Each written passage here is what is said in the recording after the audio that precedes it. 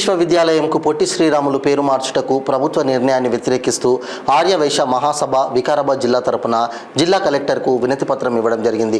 అనంతరం ఆర్యవైశ్య సంఘం రాజకీయ కో కన్వీనర్ పెంటయ్య గుప్తా మాట్లాడుతూ భాషా ప్రతిపాదిక రాష్ట్రాల ఏర్పాటు కోసం 56 రోజులు దీక్ష చేసి తెలంగాణ, ఆంధ్ర కలిపి తెలుగు రాష్ట్రం ఏర్పాటు చేయుటకు కృషి చేసిన వ్యక్తి పొట్టి శ్రీరాములు అని అన్నారు. అలాంటి ఆదర్శవంతమైన నాయకుడి పేరును పెట్టడం శుభ పరిణామమని అన్నారు. కానీ ఈనాడు కాంగ్రెస్ పార్టీ కేబినెట్ మీటింగ్లో పొట్టి శ్రీరాములు పేరును మార్చుతూ నిర్ణయం తీసుకోవడాన్ని ఆర్యవైశ్య మహాసభ వికారాబాద్ జిల్లా శాఖ తీవ్రంగా ఖండిస్తుందని తెలిపారు. తెలంగాణ సమాజం కోసం ఎంతో మంది ఎనలేని సేవలు చేశారని, వారి సేవలను గుర్తించడం కోసం ప్రభుత్వం కొత్త ప్రాజెక్టులు తీసుకొని వచ్చి వాటికి వాళ్ళ పేర్లు పెడితే బాగుంటుందని సూచించారు.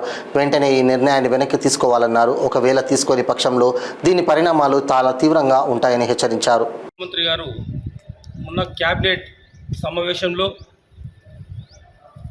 మన తెలుగు రాష్ట్రాల కోసం, భాషా ప్రయుక్త రాష్ట్రాలు ఏర్పాటు కోసం అహర్నిశలు కృషి చేసినటువంటి వ్యక్తి, మహోన్నతమైనటువంటి వ్యక్తి శ్రీ పొట్టి శ్రీరాములు గారు. ఆయన తెలుగు యూనివర్సిటీకి ఎప్పుడో పొట్టి శ్రీరాములు గారు పేరు పెట్టడం జరిగింది. మొన్న క్యాబినెట్ మీటింగ్లో ఆ పేరును మారుస్తూ సురవరం ప్రతాపరెడ్డి పేరును ప్రతిపాదించడం అనేది ఉందో మన ఆర్యవైశ్య సంఘం జిల్లా సంఘం తరఫున వ్యతిరేకిస్తున్నాం.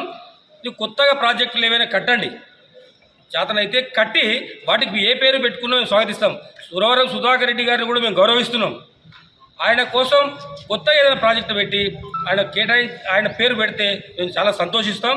ఎందుకంటే ఈరోజు అక్కడ కులగణన చేయాలని కులాల మధ్య చిచ్చు పెట్టే ప్రయత్నం చేస్తే మాత్రం తెలంగాణ సమాజం కానీ, ఆంధ్ర సమాజం కానీ, భారత సమాజం కానీ ఎక్కడ కూడా చూస్తూ ఊరుకుండే ప్రసక్తి లేదు.